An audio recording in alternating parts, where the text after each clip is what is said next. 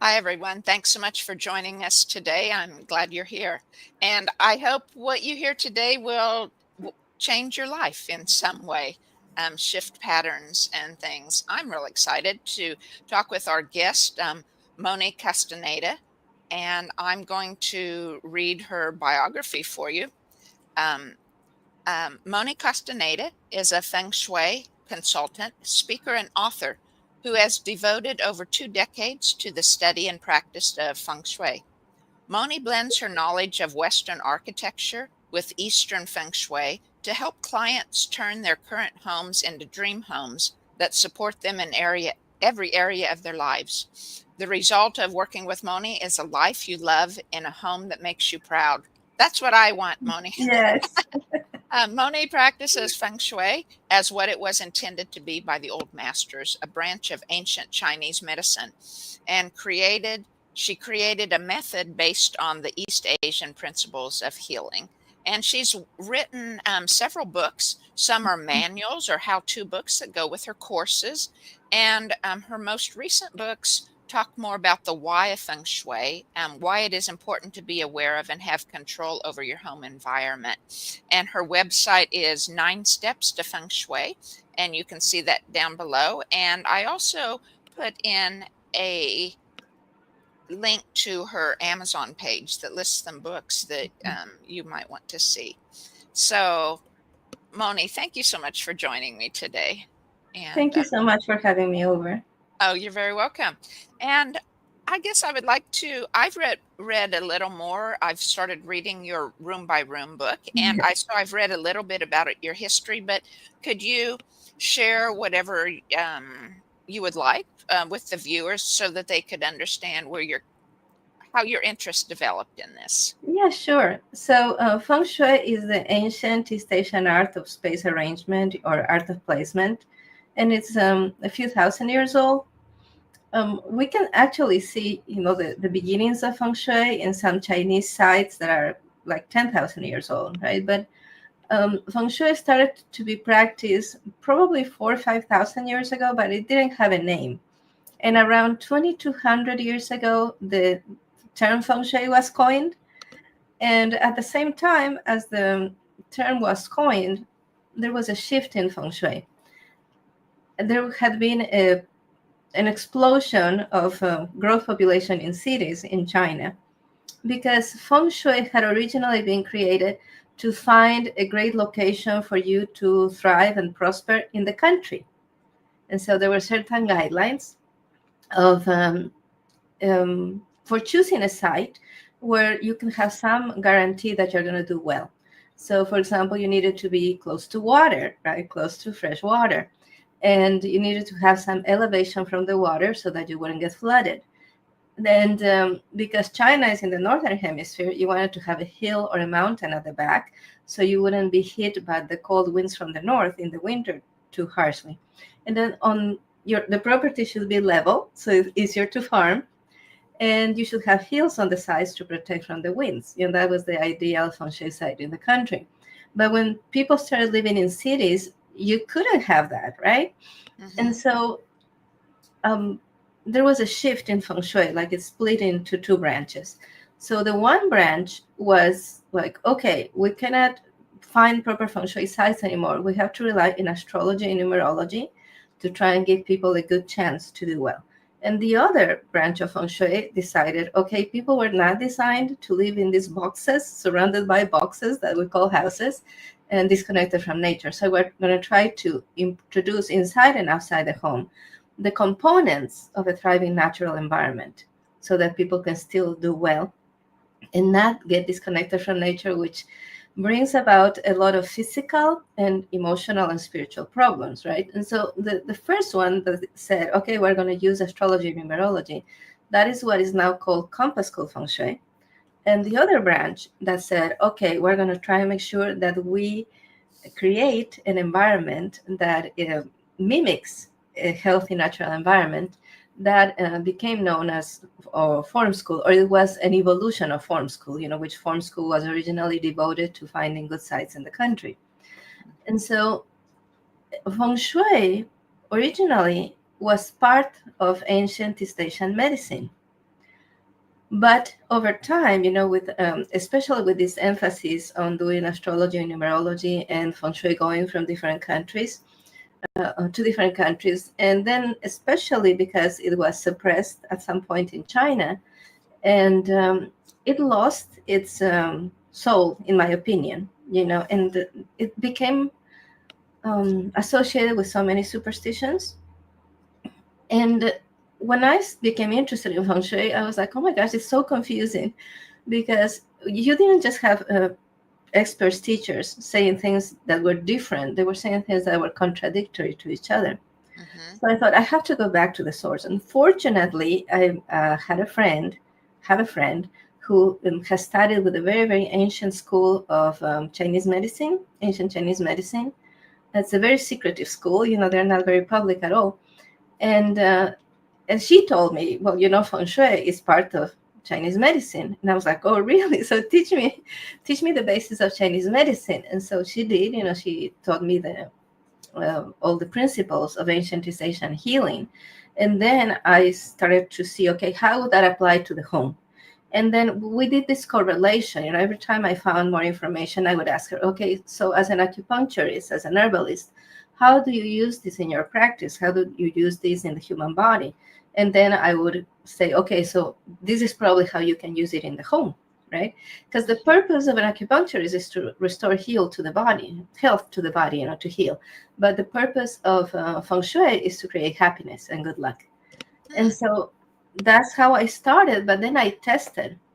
When I first started doing feng shui over 20 years ago, I was in contact with a group of people in South America, in the southern part of South America. I was in contact with people from Ecuador, which is where I'm from. And I also had a group of people in Australia. I had people in the United Kingdom, in Canada, and we all tested the conclusions that I was reaching. We all tested, and we figured out what worked and what didn't.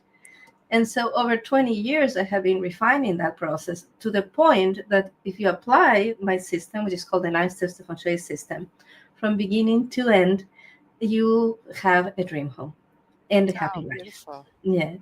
Nice. Wow. Um, I have been so geared the last few years. It's only been 5 years that I really came into energy medicine and it Really? started my inner healing journey and Uh-huh. everything. So a lot of things have been new to me, and so I've studied bits of different things, and but I've been focused on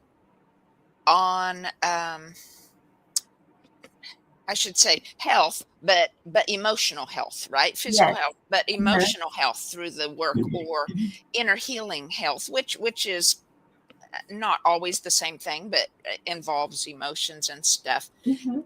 And but I haven't focused on happiness, and Wow. I think that's missing in what I need to focus on. And I think so. so Yeah, so and thank so I you. think it's really interesting, right? That we what we call today alternative therapies, which are really the original therapies. Um, all of them, they work from the inside out. You first have to bring harmony to your inside, and then that manifests in outward health. Then Right. there's one exception, and that exception is feng shui. Feng shui is the only healing art that works from the outside in. You make changes in your home in order to produce changes in yourself. Yeah, that's awesome. Very, very awesome. So, one thing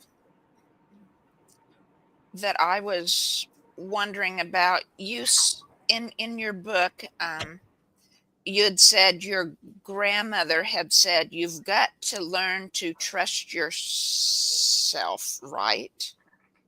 Is that, did I And, say that right? You got to learn to trust yourself, treat well, yourself right. You got to learn to. I couldn't read my own writing. I'm treat sorry, everyone. yourself, yes. You There's you've several got to things. learn to treat yourself right, and that included all these things of your home that surround Yes. you, right? There's two things that my grandmother repeated constantly. One of those is you have to know how to live. and the other one was, you need to learn how to treat yourself. And that was those were the two things that she measured people by. So when I was a child, now let me talk about the book. So Room by Room is a book about how functional homes create functional families, and dysfunctional homes create dysfunctional families, right? And then the other book, The House of Many Gardens, is a book that wants you to reestablish your happiness by reconnecting with nature and feeling the same sense of awe that you felt when you were a child. And in this book, in The House of Many Gardens, I tell the story of how my grandmother, from a very early age, I was probably 2.5 years old, when she started taking me to lunches and tea parties, just visiting people around town. Because back then in Ecuador, I think in all of Latin America, it was more common to visit with people in their homes or in your home than going places to meet them. And so we would go to all these different homes, all sorts of different professions, different financial status and social status. And when we left the home, my grandmother would declare these people knew how to live or they didn't know how to live. And if she said they didn't know how to live, we're never going back. And she would point out, all the positives. For example, she would say, "Did you notice how the curtains were done? Did you notice how this thing matched this other thing?" But she would also point out, "Did you notice that their centerpiece forced you to have to move to the sides to try and talk to the person on the other side of the table because it was so large and pompous?" And she would also point out, for example, that the pattern on the runner they put on the coffee table didn't match the curtains, things like that. And so from a very, very early age, I was being trained by my grandmother to understand spaces, and to associate what people did in their homes with how they lived, right? And then the other thing that she was always emphasizing is you have to know how to treat yourself. Because if you don't treat yourself well, why would anyone else treat you well? People are going to be guided by what you show them. If you show them you don't care for yourself, what would be the reasoning to care for you? That was my grandmother's thinking, right? And so that included what you did in your home, the things that you bought, the quality of your furniture, the quality of your china, but also how you dressed, what kind of haircut you got, what kind of products you put on your skin. All of that to her was a show of love for yourself. Mm-hmm. And if you loved yourself, then you kind of made it easier for people to love you. And if you loved yourself, it didn't matter as much what other people thought of you. And so my grandmother, she was such Right. a remarkable person, when you think about her generation, and the things that she went through. And she still had this really solid perception of herself. And I don't think in my whole life I have met a person with a higher self-esteem than my grandmother. That's beautiful. Yeah. So, have you found that a lot of what she taught you or what you learned from her um, follows most of your feng shui, or was that part of your Oh, program and taking all those things that you learned into oh, consideration? definitely. I studied architecture. I got a degree in architecture in Ecuador. And I came to the United States and found Feng Shui and spent all these years studying Feng Shui. My grandmother never heard the term Feng Shui until she was in her 80s, and I told her about it. But I could have, like everything I teach today, about 80% of what I know, I could just have reverse engineered her house, Mm-hmm. and I would have gotten most everything right. Because she came from supreme privilege, right? So my grandmother's grandmother, she had so much money, and her son, my grandmother's father, he married a very modern professional woman. She was one of the first professional women in Ecuador. And so his mom thought she wasn't good enough because she was a feminist, a liberated woman and stuff. And so my great grandmother, she was a pioneer of her time. She was one of the first women in Ecuador to actually get a profession. She was a school teacher, and then she worked in the phone company. And so, but my the father of my grandmother, right, and his mom, they came from what was back then the richest people in Ecuador, which were the landowners, right? This was before there was like an industrial and agrarian revolution in Ecuador. And so her father, my grandmother's father, died when she was 6 years old.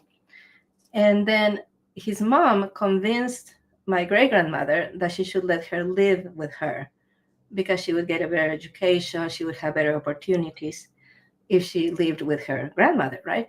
And so my grandmother grew up surrounded by these riches, where everything was regulated, where everything had been designed, where there was enough money and resources to get anything and all the professionals you could want to give you advice on how to do in the home, the architects, their designers, and stuff like that. But on weekends, she went to visit her mom, and her mom lived in the country. And so my grandmother was like this prim lady when she during the school week, right? And then in the weekend, she would go to visit her mom and her other relatives, and she was absolutely wild, like absolutely wild. And I tell some of her stories in these books, right? And I think when my grandmother, when she was a young woman, she got married to a military man, and at the time there was a war going on, so they got married, and he got shipped off to war, and then he came back, and it wasn't a good marriage. He was never faithful to her, and he had other families. And so even though he was an engineer and he made good money, the money was never enough because he had to support the other families. And so my grandmother was faced with knowing that she would never be able to have a house like her grandmother had, right? That she would never have the resources. And so she kind of transmuted all her knowledge from growing up with her grandmother to furnishing a regular house. And so she did everything right. She did everything perfect, but it came from this kind of legacy of privilege, right? Mm-hmm. Privilege and abundance and comfort. And my grandmother was really good at figuring out, okay, how can I translate that into living well in an ordinary home? And that she did remarkably well. I remember that like people coming into her house, there was always something to be awed by, like that is so beautiful, that is nice. And people loved how she arranged things and how she put things together.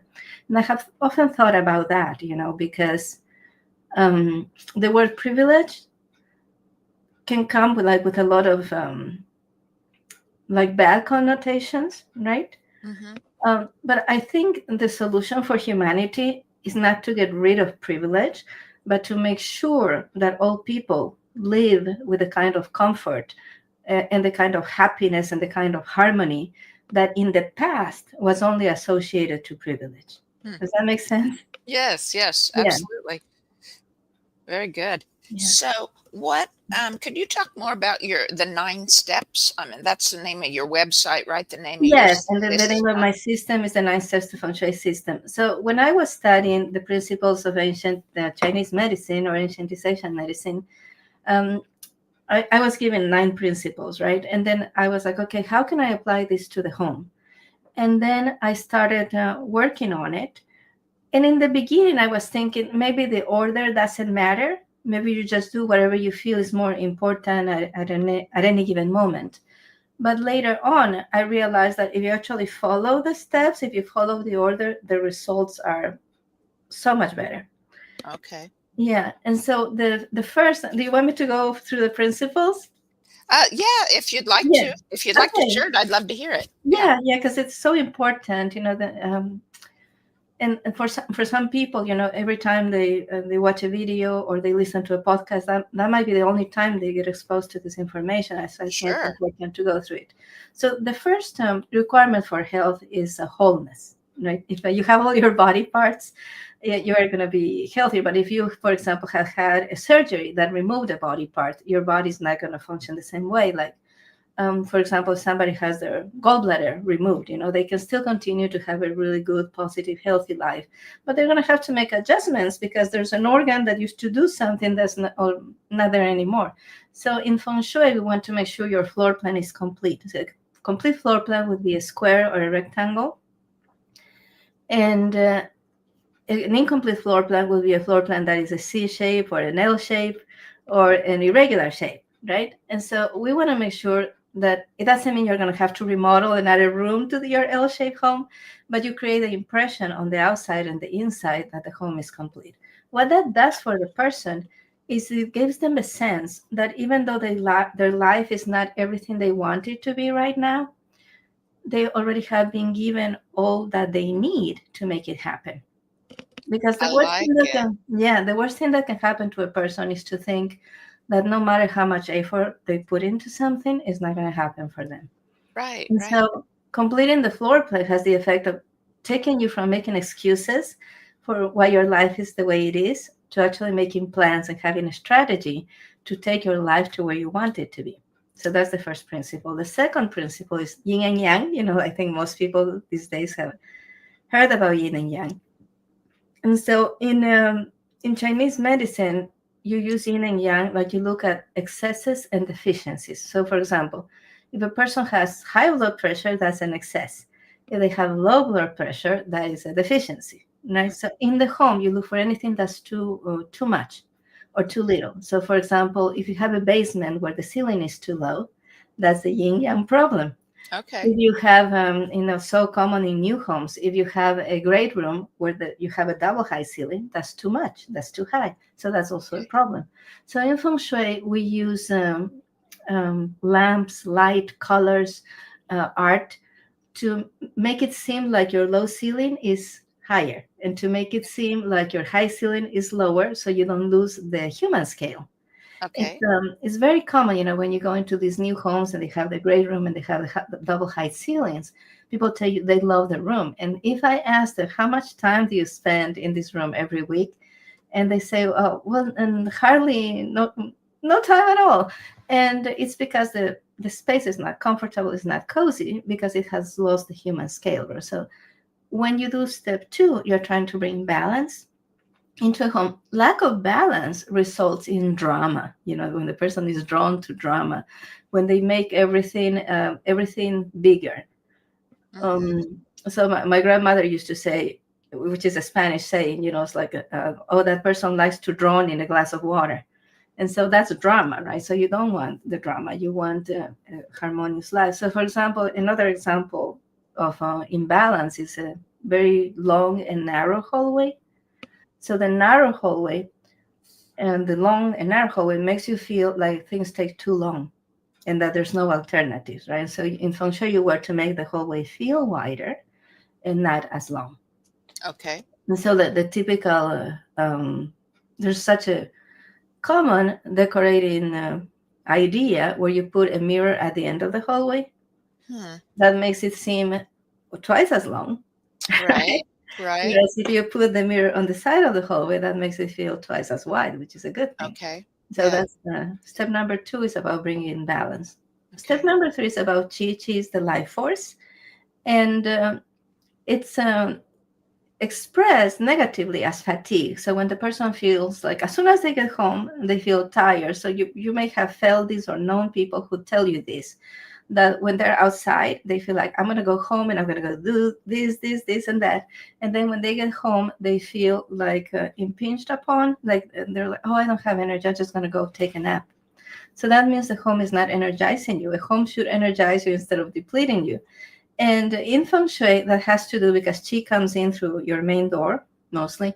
And so when Qi, like air, comes in, you want it to circulate and go into every room of the home.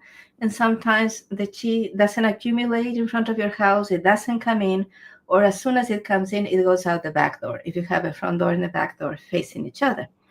And so we look at how to guide your attention, because Chi follows attention from the moment you open the door. Make sure you see something beautiful, and then guide your eyes through the home so that the energy stays in the home. Step number 4 is about being in rhythm, being in connection with the winds and waters. Feng Shui literally means wind and water, the currents of society, the natural currents. So, for example, you can't just decide, I'm going to start a garden today. You have to wait for the right moment to start a garden. Like if you try to start a garden in January, you're probably not going to do so well as if you started in March or April, and depending on where you live, right? And so good luck is about being at the right place at the right time.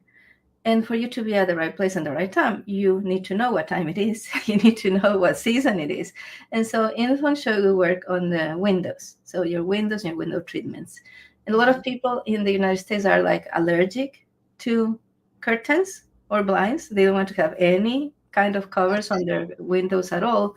And especially if they have a beautiful view, right? But at night, if you don't have window treatments, that becomes a black rectangle, and that depletes your energy, right? Okay.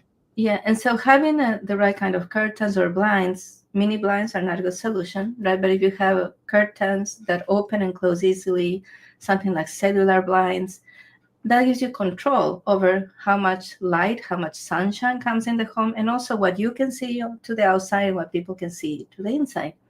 And so it's about timing. So step 4 is about timing and being in tune with the natural rhythms. Okay. So number 5 is about the 5 elements, and it has to do with harmony. So in Eastern philosophy and healing arts, we have water, wood, fire, earth, and metal, which is different than the elements that we use so for example, in our Western astrology. Right. And so each of these elements, water, wood, fire, earth, and metal, is associated with a family of colors. And according to the theory, some of those colors go really well with each other, and some of those colors clash. Okay. And so the easiest way to make sure you have harmony in the colors of your home is to follow the principles of the 5 elements and their relationships. And what this does in the home is it reduces arguments. When there's a clash in the colors of your home, of your space, when there's clashes in color, shapes, and materials, you're going to be more irritable, and you're going to be more likely to argue with your family members. So we work on harmonizing color, shapes, and materials to harmonize relationships. Step number 6 has to do with sound and vibration. It's about the language of the home. There's a Chinese saying that goes like this: everything in your home is talking to you. Make sure they have nice things to say. Yeah, I like that. And especially the things on your walls, they're saying things about you and to you. And so if you control the messages that your home is giving you, especially through art, family photos, and mirrors, you're going to make sure that you are told good stories, because it's no good if you come to your home and your home is telling you you're a slob, you're unorganized, you don't have taste, life is gloom, there's no future. Sometimes people put beautiful photos in their homes of dead trees, right? And so they're giving, you're reducing your hope when you put that kind of an image in a home, right? And so family photos, they show your love, your affiliations. I can tell who's the favorite child within 5 minutes of walking into a home. Really? Yeah, just by the way the photos were displayed. Interesting. I have never been wrong. I have been to homes, and the wife told me, not even my husband knows I have a favorite. Huh. Yeah, Wow. and that's by the way, the size of the photos, the type of the photo, where you put them, how you frame them, and that shows, right? And then also mirrors. You'll see that in every single scary movie, there's a broken mirror or a mosaic mirror or a mirror that distorts something. In every thriller, you see people looking at themselves in a way that is distorting the image, right? So all your mirrors in your home should be faithful to the truth. Whenever you look in a mirror, it needs to look really good. And so that is step number 6, is making sure your home is giving you good messages, supporting you. Because if you don't, that leads to self-sabotage. Then step number 7, right, or principle number 7 is about coming to terms with history, coming to terms with the past, which is an essential requirement for healing. As you, you specialize in this, you're not just Right. looking at the past of the person, you're looking at the past of their ancestors, how their ancestors Hmm. affect their current life. And so in Feng Shui, that is clutter. When you Oh, clutter, you are not making sense of the past, because I actually define clutter as decisions that have been delayed, okay.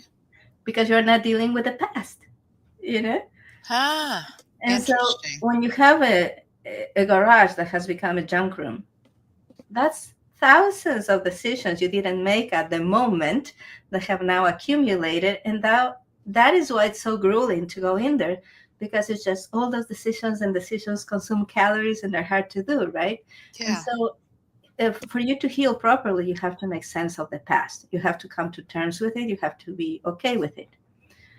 And so in Feng Shui, in my system, we declutter and simplify, not so people can have less, but so people can make room for their passions.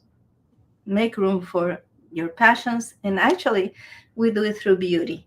I have found over 20 years of practicing Feng Shui that if you don't incorporate beauty into a home, people won't organize.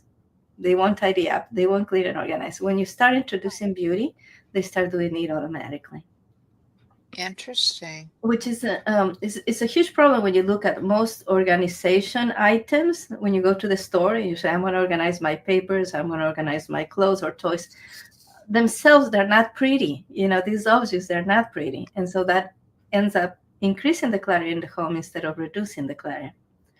And so that's step number 7, coming to terms with the past, which is declutter to find your passions. And step number 8 has to do with the psychological meaning of all the corners and the midpoints in your home, Hmm. which is what we know in Feng Shui as the 9 life areas, and is based on 8 natural powers in the world plus the void, right? And so in Feng Shui, we use a tool called the Bawa map, which is like a tic-tac-toe that divides your home into 9 squares or 9 rectangles, and each of those has a significance. Now, in compass code Feng Shui that I had mentioned before, they do that by the compass direction. So they tell you, to the north is your career, to the south is your reputation. But the Hmm. way we do it in Feng Shui, practiced as a branch of Chinese medicine, we apply the Bagua map by aligning the bottom of the Bagua map with your front door. Okay. And that is associated, I actually have a super popular video on YouTube that explains this. That is associated with the location of the organs in the body. So your Okay. career area is at the bottom of the Bagua map. And it is, if you have the Bagua map like this and you put it flat on the home, to your tic-tac-toe. And so that is the front center of the home. Your reputation is at the back center of the home, and that is associated with the location of your heart. Hmm. The life areas that in Feng Shui we know as health and wealth, which are in the middle and the back on the left side of the home when you look at it from across the street, those are associated with the location of the liver and the gallbladder in your body. And so the way I use the Bagua map is based on biology, which means is also based on psychology, because in ancient Chinese healing, in ancient East Asian healing, there is no separation between what happens in your body and what happens in your psyche. So Right. each organ is associated to certain emotions and things like that. And so in Feng Shui, we assign these life areas to different points in the home, and then you place reminders of your goals in those spots in your home to turn your home into a 3-dimensional vision board, Oh, fun. Yeah. which is Yeah. super, super powerful, right? And then principle number 9 is the principle of empowerment through position. So in Feng Shui, we call something that's called the power position, and which is when you're in a room, you need to be able to see the door while not being right in front of the door, because that gives you the control of the room. And so, for example, today, most people, they buy a desk, they push the desk against the wall, and then they put a chair. So when they're working on their computer, they're facing the wall, They don't have a view of the room behind them, and which means part of their mind is concerned with somebody could come behind them and scare them. And so in Feng Shui, we have these rules for how you position furniture in the home to create the maximum productivity, the maximum relaxation, maximum rest. So we apply this to how to place the bedroom furniture, the living room furniture, dining room. So it all has rules based on this idea that you need to live an empowered life. And also in the definition of health in ancient East Asian medicine, you need to be happy and free. Those are conditions, right? You need to be whole, happy, and Nice. free. That's beautiful. Well, that's Yeah. now I do have that feng shui thing right because I'm sitting at my desk facing the wall, but I'm using a small vanity thing, and so the back against the wall is a large mirror. So you So have a mirror so you can see behind you. So you are yeah, not disempowered. Yeah. it is That's empowered. good. Yeah, Yeah. yeah. Yeah. Because I didn't do that to start with, and then I changed it, and what a difference it made. Yeah, Yeah. It is huge. it is. Yeah. You don't realize how much of your mind is trying to guess what's happening behind you by the noises, by the smells, you know. Yeah. Yeah. Yeah. So you talked about the 9 steps, but then I think it's your room by room book. You go through 8 rooms. Yes. And so Yeah. could you talk about the similarities Sure, or sure. You know, so there's two things and that come into play and can make feng shui complex. Is that you apply this Bagua map like a tic-tac-toe, and you assign, you know, for example, at the back you have wealth, reputation, and marriage. At the front you have wisdom, career, and travel, and in the middle you have health, good luck, and creativity. But these life areas are also expressed in the rooms in the home, and your rooms in the home, you know, every home is going to be different, and you're going to have them located in different spots in your home. And so, for example, if you want to go room by room, the career area is expressed in your foyer, your entrance, right? And so your entrance, as soon as you open the door, your entrance tells you how well you are doing. If there's one place in your home where you need to have expensive furniture, it's your foyer. Now, that doesn't mean you have to pay a lot of money for it. You know, there's so many good ways. You know, you can go to salvage stores, you can buy secondhand, you can go to thrift stores and stuff. But you need to open your door and tell yourself, I'm doing well. That's super important. And the room in the home that expresses how a couple relates to each other and how you relate to people you see as equals, as partners, peer relationships. That is the primary bedroom. okay. Right? The room in the home where you express health and family is the dining room. Families are made in the dining room, not in the family room. You know, they're built and strengthened in the dining room. Actually, family dinners are the number one predictor of college success. Wow. The room in the home that represents the wealth area is the kitchen, because the kitchen is a factory, you know. Actually, there's Huh. some, go on. No, you said the kitchen reflects the wealth. Yes. Okay. Huh. So in society, wealth is traditionally in society, wealth is expressed in the ownership of land, which means farming, right? Or the ownership of industry, Okay. factories. And so in Feng Shui, the symbol of wealth is the forest, the living forest. In the home, that is expressed in the kitchen because the kitchen is production. There's actually some fascinating videos that were made in I think the 1950s in the United States. There was actually a government organization that was putting a lot of research into creating the perfect kitchen. And they actually had scientists studying and testing to create the perfect kitchen. And that's one reason, if you look at appliances from that era, they were so much better designed than our appliances today are. And, Yeah. and so they were looking, and they actually talk about the kitchen is a factory of producing food. And so the kitchen is associated with wealth also because the kitchen is often the most expensive part of the home to build. By Yeah, well, square footage, right. it's a lot more expensive because you usually have more expensive floors. You have cabinetry that is expensive. You have the appliances that are expensive, backsplashes, the tile, whatever you use. The kitchen is expensive to build, and it's the symbol of wealth in a home. Wow. Yeah. Ah, And then the room wow. that expresses your social life, fame, reputation, social life is the family room, living room, great room, whatever you call it. In most modern homes, you have one integrated room that is like room for socializing. In older, more traditional homes, you had the living room and the family room, Hmm. right? Hmm. In new homes, they're integrated that into what they call the great room. But where it used to be the place where you received visitors, right? And Right. today it's not that anymore. You mostly are going to share time with your family. But how you arrange your family room or your living room determines how sociable you're going to be in life. So a lot of, especially young people in the United States, I had seen, people that are putting their first apartment together, they focus on the sofa and the TV. They get Oh, a yeah. TV that is Right. as large as they can afford, a sofa that is as comfortable as they can get, and they put them facing each other. So it's Hmm. kind of like a movie theater. If Right. you set up your home to be like a movie theater, you're going to spend more time home watching movies, watching TV, playing video games, and Hmm. you're not going to spend as much time trying to socialize with other people. So having this arrangement can seriously affect your social life, and your social life is kind of the secret of success. We need relationships to be successful.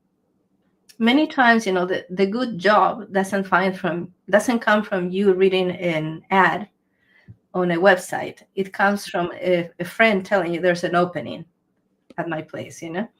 And so every room, the home office is associated to learning. There's a life area we call Okay. wisdom, self-knowledge, and rest. So did I say the home gym or the home office? Home office. You had Yeah, said. did I say home office? For a moment, I was confused. Yeah, yeah. And so if you have an arts and crafts room, that represents your creativity, but also children's rooms represent your creativity if you have children. And so Mm-hmm. each of the rooms in the home has a function, and that is independent from where they are in the home, whether at the front or the back, the left side or the right side. And so by working on your home room by room, you can make huge changes. I actually have a program which is called the Dream Home Lab. And in that program, it has two parts. One part is courses, and the other part is guidance. So when you join the Dream Home Lab, I actually have lessons that I have done for every room in the home. So, for example, if you're talking about the primary bedroom, we talk about, okay, what are the essential pieces of furniture you need to have in that room? What are the colors that are recommended? How should you position the bed? How should you arrange it? How should you decorate it? What kind of art is okay or not okay to have in the primary bedroom and things like that? So we do that room by room. And we also have recordings of when we first released this program, which was in 2020. I actually filmed the critiques because in the Dream Home Lab, people are able to submit photos of their homes and ask questions. And then on Thursdays, we do these live meetings. And in those live meetings, I answer their questions and give them suggestions on what to do. And so it's because it's a group program, it's affordable, and people actually get to meet other people, and people learn so much from watching the critiques of other people's places too. Mm-hmm. Sure. I have seen such wonderful transformations in that group. The way people have grown, and because we started in 2020, what was going on at that time, and the degree of happiness that people experienced in the group was just amazing. Because instead of focusing on the news or what was happening outside and being locked down and stuff, they were Mhm. focusing on creating more beauty in their homes. So every person that participated, they did so much better than they would have if they were not putting their focus in creating new homes. And now we're coming into another kind of critical time, which is I don't know if you follow the Chinese horoscope. Mm. The 2025 is known as the year of the snake, because in the Chinese horoscope they have instead of like we have our zodiacal astrology and we have the signs month by month, Right. have them year by year. So we do Okay. the months, and they do, so every year it changes to a different animal. Right now, the year of the dragon is changing because they do by the lunar year, right? So January 29 is the beginning of the year of the snake. The previous year was the year of the dragon. Okay. And so I do these forecasts of what the year is going to be like, but looking at all that I know from ancient East Asian knowledge and medicine, right? So I'm not an astrologer or anything like that. But I started doing this because a lot of people, they go to these sites and they're so fear-inducing, like there's going to be all these catastrophes this year. So I started doing that so my followers would actually have something to look at the forecast of the year just by analyzing what the energies are like. And so one of the things is, they have the animals. So first was the legend says that the Emperor of Heaven called all the animals before there was time. There was no time. So he called all the animals and decided that the first 12 animals to arrive would be given a year. And then we would start tracking time. And so the first animal to arrive was the rat that had traveled on the head of the ox. The ox should have been first. They had to cross a big river. And so the rat told the ox, I'm so little, you have to help me. Let me ride on your head. And so they crossed the river. And when they got to the temple of the Jade Emperor, the rat jumped and was there before the ox, right? And Mm-hmm. so after the ox, and before I tell you something wrong, let me bring it up, if that's okay. Oh, sure. Yeah. And so first was the rats, second was the ox. And I'm trying to think who was third. I think third was the tiger. Yeah, third was the tiger. Then was the rabbit. The rabbit crossed the river by jumping from rock to rock. Then came the dragon. And the dragon, even though it could fly and should have been first, was late because it stopped to help the farmers by creating rain. Then came the snake. Then after the snake is the horse, the goat, the monkey, the rooster, the dog, and the pig. And so that's how they organize time, in the Chinese calendar by assigning a year to each of these animals. And so the year of the snake is characterized by the undulating movement. A snake can't go in a straight line. It's impossible for the snake to travel that way. And so the snake actually undulates from left to right. And also, you remember how I told you about the 5 elements: water, wood, fire, earth, and metal. So every year it has an animal and it also has an element. Okay. So this year, 2025, is the year of the wood snake.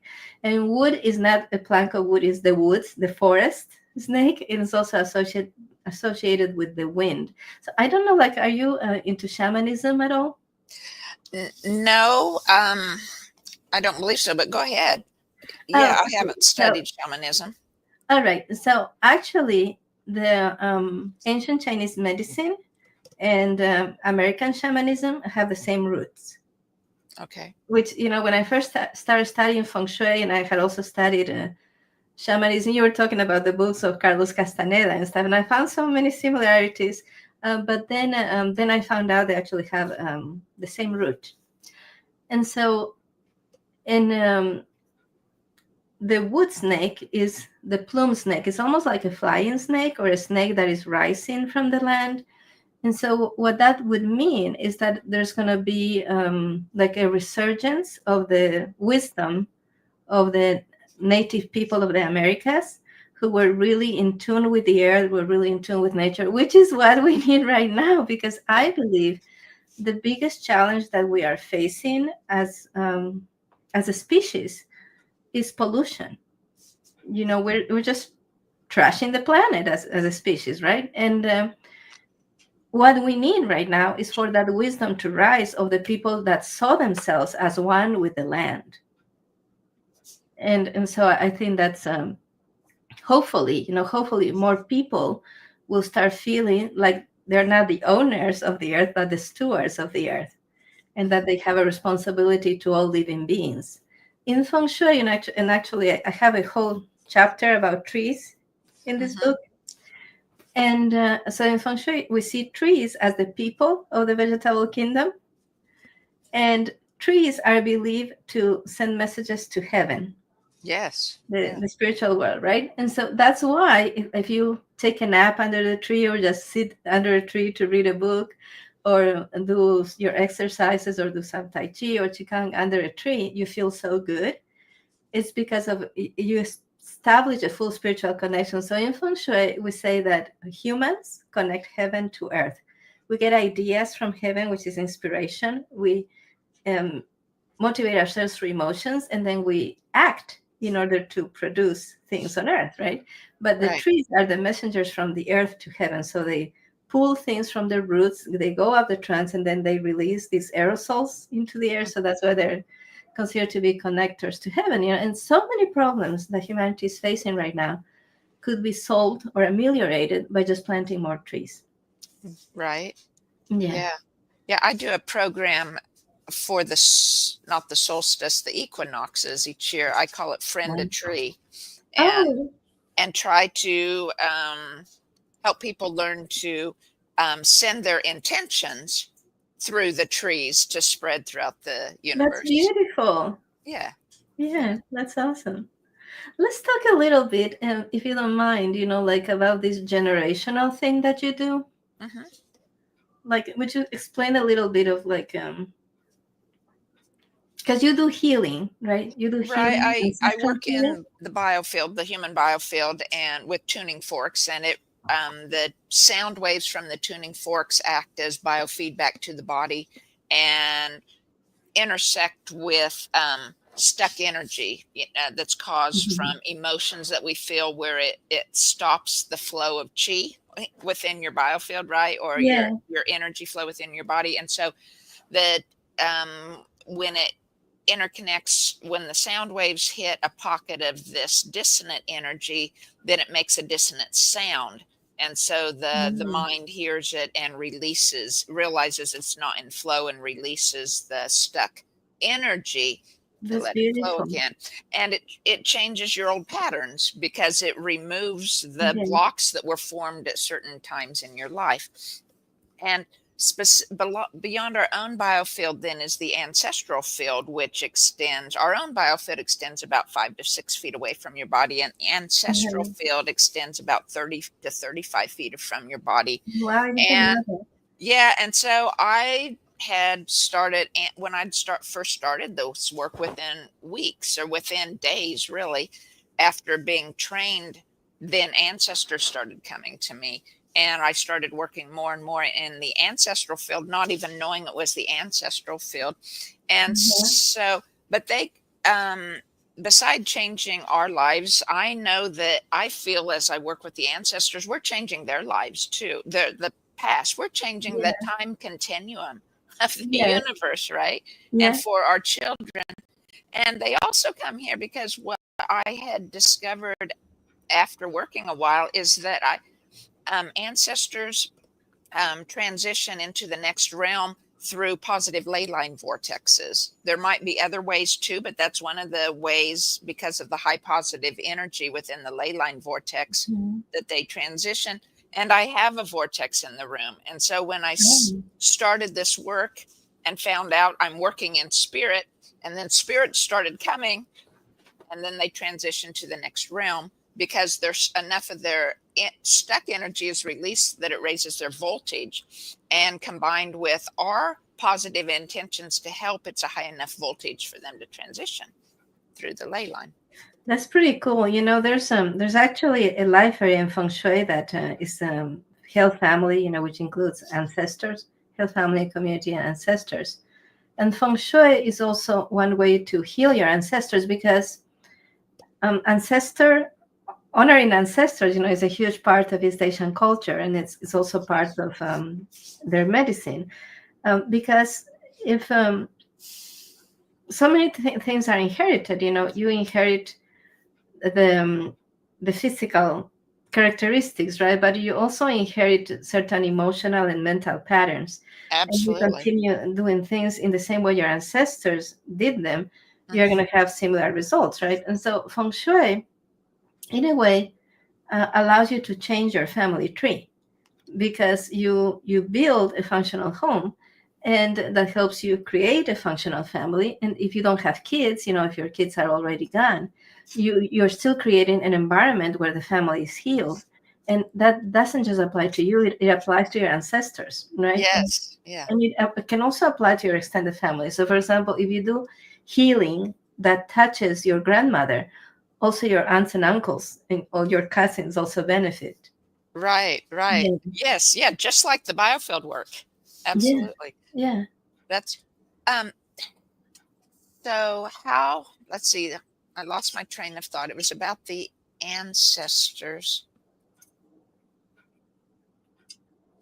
How does, I had read or heard um like the very first feng shui I was learning about a number of years ago, Mhm. they said antiques were not good to have in your house. That was kind of the, I guess because it tied you to the past more. But it was Yeah. like in honoring my family, my Mhm. ancestors, I treasure the furniture that my grandparents had, that their grandparents had. Yes. And so the life force that we're talking about, right? Like chi Hmm.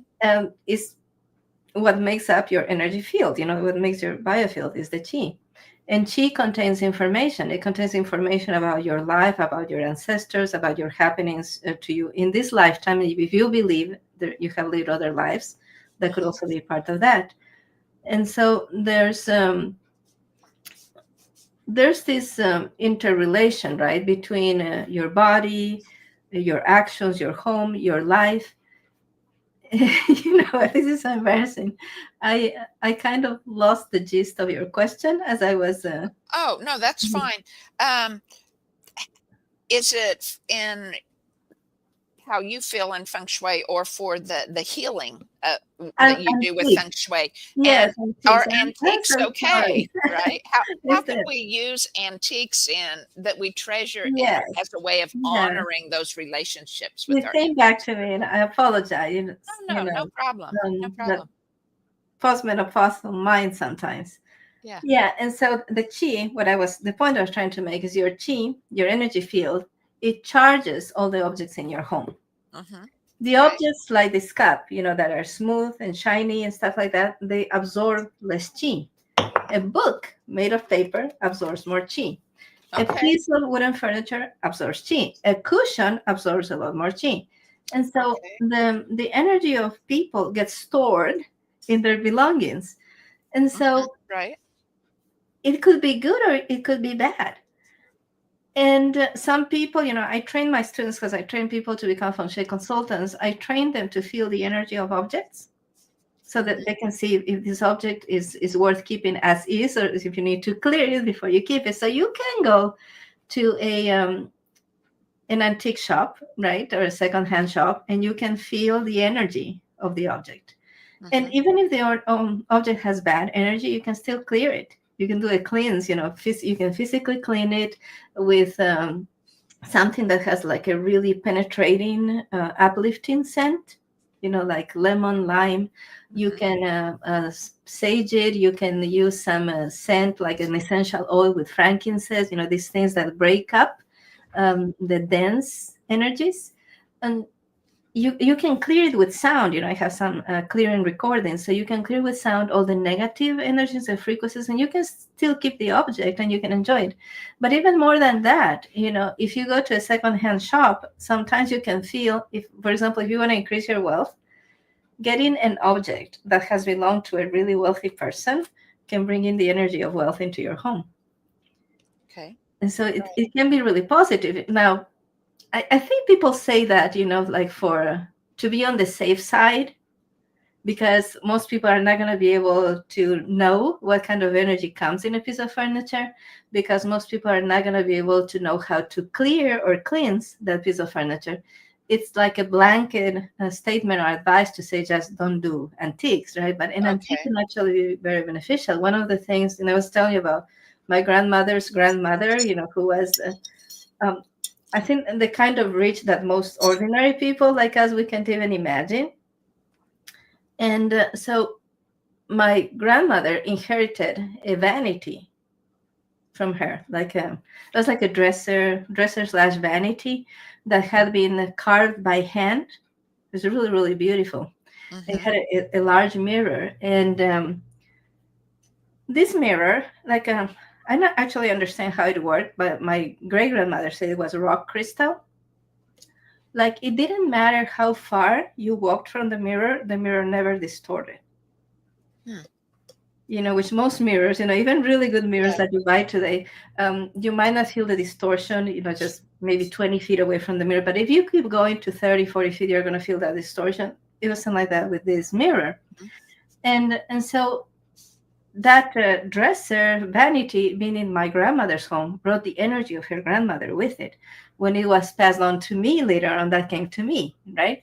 And so we can actually, there's a lot of positive things that can come from something like that. Now you also have to be careful. You have to be careful, and you need to be able to clear any negative energies that had been attached to an object. Okay. All right. Well, good to know. Yeah, good to know. Um, And especially, I mean, if it gives you a good feeling, that's all you need to know. yes. Yeah. Very, very good. Yeah.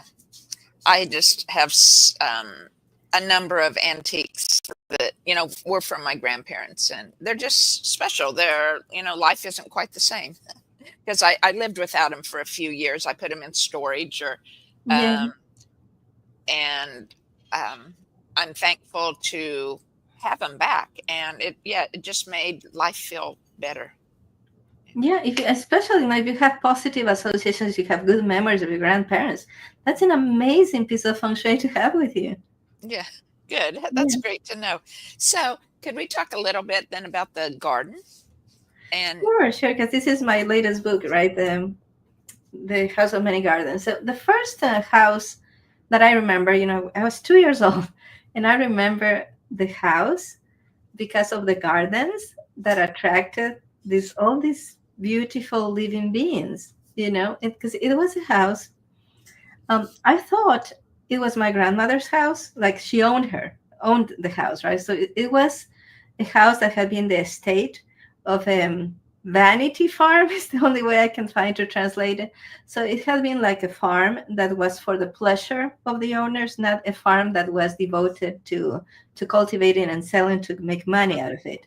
And right, so it had been, at some point, it had been in the outskirts of town, but the city had grown around it, and they had started selling the farm until all that was left was the estate and the gardens that were designed around the estate. So it was almost the whole block. I was I was crushed when at 5 years old we moved away from it, and I learned that it was actually a rental, because I always thought of that as my grandmother's house, right? But it was made from adobe bricks, and so the walls were about 12 inches thick or more, which gave you like every windowsill was a place you can actually have a garden in your windowsill. You could have a window seat, or you can, and mostly they were turned into gardens, right? And so this relationship with the earth, just having a home that is made of dirt, you know, um, and of course it was very old, and that was the way the Spanish built their houses before we had concrete and blocks. And so I remember so much of it, like I remember what the patio stones were like, because I used to chase after lizards. And I remember the flower beds and the herb garden and the vegetable garden, because of the bunnies and all the things that were there that I chased after. uh-huh, And the thing that stays with me, from the House of Many Gardens, is that feeling I had as a child that the world was perfect. There was nothing. There's nothing amiss. Everything was beautiful. Everything was safe.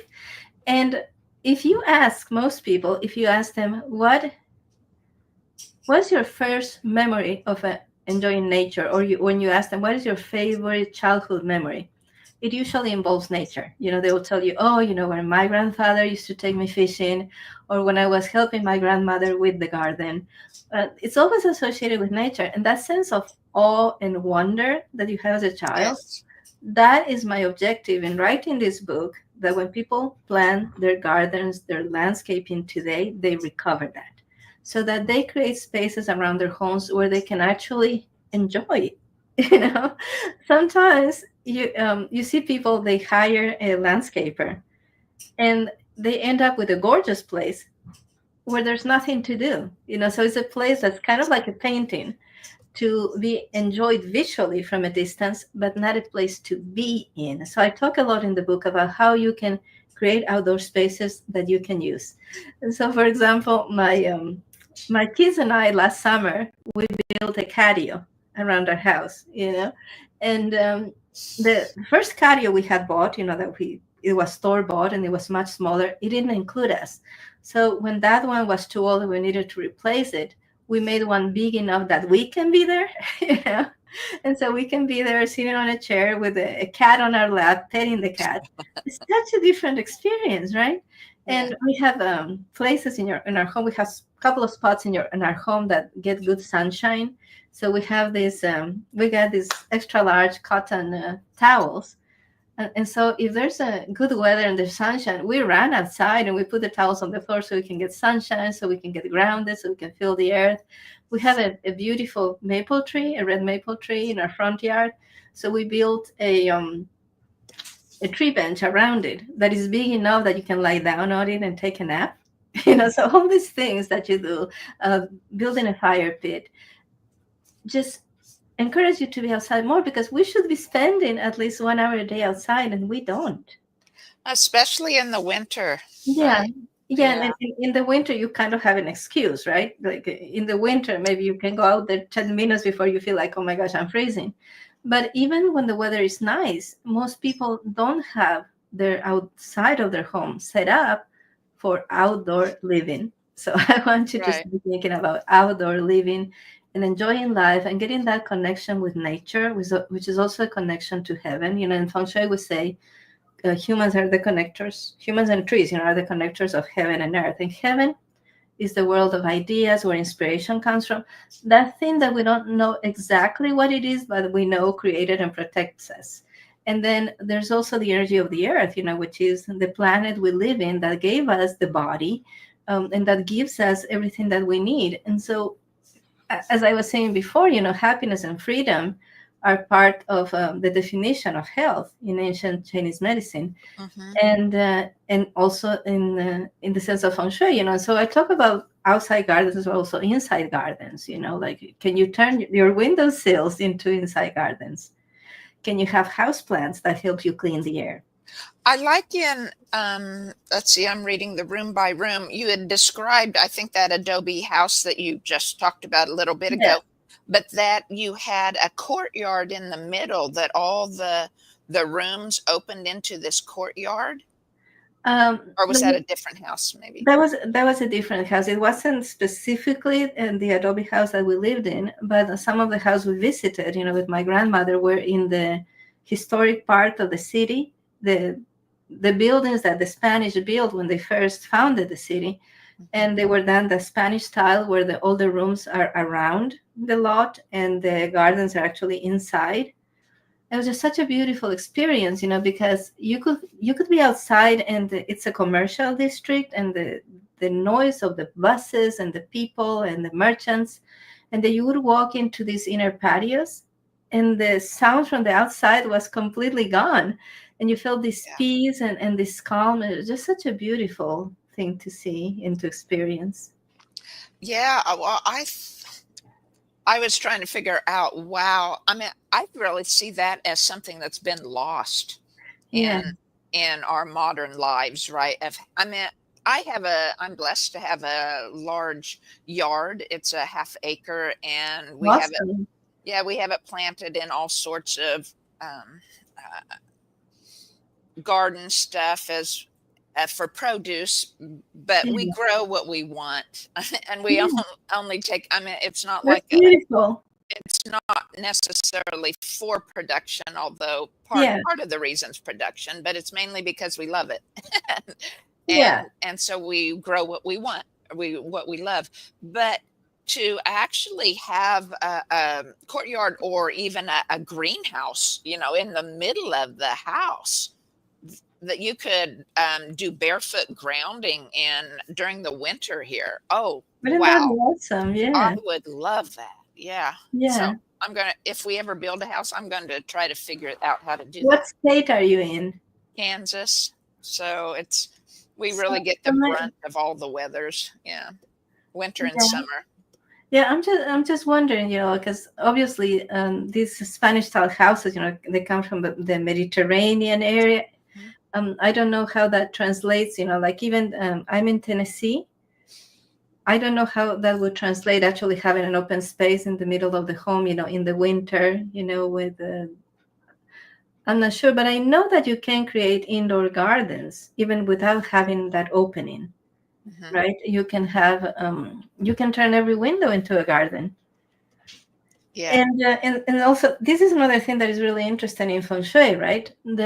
So, for example, behind me, you see this is it's a screen. It has a reproduction of a Van Gogh image of a tree, with flowering. Okay. Um, I think maybe it's a peach tree or something like that in the flowering stage. And so even having images of nature in your home calms your soul. Mhm. So because I know, somebody's listening to us and they live in an 8th floor apartment in a tiny suite, and they're like, "That's not for me." I don't have a balcony. My window sills are too thin. That's not for me. But even having a picture, a photo, a painting of a beautiful garden is going to help you reconnect with nature. And we need that. We need We to see do. the colors of nature, the images of nature, and even things like, when I was a child, and there were the lizards and the bunnies and the different things, the birds, and so even having like little figurines of those things in your home is going to reach your soul in a special place, Yes. where your childhood treasured those things, your inner child still treasures them, right? And so there's always a way that you can improve your home. It doesn't matter where you live. It doesn't matter how large your home is. And I think that was kind of like the gift my grandmother gave me that I can give to other people. That she grew up in a home where everything was designed by professionals, and she got the gist of it. And then Mhm. she turned around and then she answered the question, how can I turn my ordinary home into a place that is as amazing? That is a Yeah. place that, where I can enjoy all the things that I enjoyed when I was growing up, but in a way that is accessible to a lot of people, not just to the very few. And, Right. and as I said, 80% of what I know through feng shui, I could just have reverse engineered from her home. And so like, this book, in the room by room book, I'm talking about how my grandmother's house was full of love and her home had good feng shui. My parents' home, they were very abusive and neglectful, and their home had really bad feng shui. And that always was noticeable to me as a child, the contrast between the spareness and the emptiness of my parents' foyer compared to the designed foyer of my grandmother, where you came into a beautiful rug, where on the side there was this entry table with a nice mirror, where you felt welcome every time you came to her home. Mhm. Whereas my parents' home said, go away. And Right. that's just the entrance. But when you look at the way the family room was organized, and that contrast was very obvious to me as a child. And I often wondered if my parents did things like my grandmother did, would they act differently? And now I know they would have. They would have. Wow. Yeah. So if someone wanted to get started and um, perhaps they're on a shoestring budget, so that, Yeah. and don't have a lot to put toward it, what would you advise them as the one or two things that they could really do Yeah. that could help? So super important, right? Super important. The number that people use to identify your home should be clean and easy to read. So that could be a number on your door. It could be a number on the mailbox. It could be a number on the side of the house. It should be clean and clear. people should be able to find you because that is associated to opportunities, right? Okay. Okay. And then the door, once you open the door should open noiselessly and all the way to 90 degrees. Okay. You shouldn't be struggling with anything. You know, if you have to push your shoulder against the door to open the door, you have bad feng shui. So your door should open to at least 90 degrees freely without hitting anything, right? Then the first thing you see should be something beautiful. The first thing you see in your home. And even if you're on a shoestring budget, right? Maybe there's an old book or a magazine that has a very pretty picture on it. And you can cut that out and you can put that on your wall so that the first thing that you see is something beautiful. Okay. And that's the starting point. Feng Shui can be done with a huge budget and it can be done with no budget, just by reorganizing and using the things that you already have. Lovely. Well, Moni, thank you. Thank you so much for being here today. Thank you, And Carla. oh, you're very welcome. Could you tell again people how to get hold of you and maybe talk a little bit more about your courses that you offer? Sure. So go to 9stepstofengshui.com. You can also go there by typing spacearrangement.com. That would forward you to 9stepstofengshui.com. I'm on Instagram and TikTok and YouTube. My handle is at Feng Shui for Us, at Feng Shui for Us. And if you go to my website, there's going to be an item on the menu, on the main menu, that says free and low cost resources. So you click on that, you're going to see my books, you're going to see my my groups, my communities, you know, because I have a community where people can meet each other and learn how to turn their current homes into dream homes. And I also have these courses. The main thing that I offer for people with not a huge budget, right, is the Dream Home Lab, because for a monthly fee, you get access to all these courses and you get access to direct help from me. And so that is, you know, because there's so much confusion in Feng Shui. There's a lot of things that you can do just by Googling or going to Pinterest, right? But Feng Shui is not one of them because there's a lot of bad information out there and it's so confusing, it's hard to implement, it can be expensive, and it can affect your luck negatively. And so you need to make sure that you connect with a source of good knowledge that's going to have your back. And so go to 9stepstofengshui.com or spacearrangement.com and then look at the resources. And you can also apply to work with me directly if you want a one-on-one consultation. Great. Great. Moni, thank you. Thank you. I appreciate you being here, and we'll stop here for now, and maybe I can have you back another time and we can That's go more in beautiful. depth I would on. love that. Okay. All right. We'll plan on that then. And thank you everyone for watching. We appreciate you too. And you can find Moni's link below to contact her. So we'll catch you next week.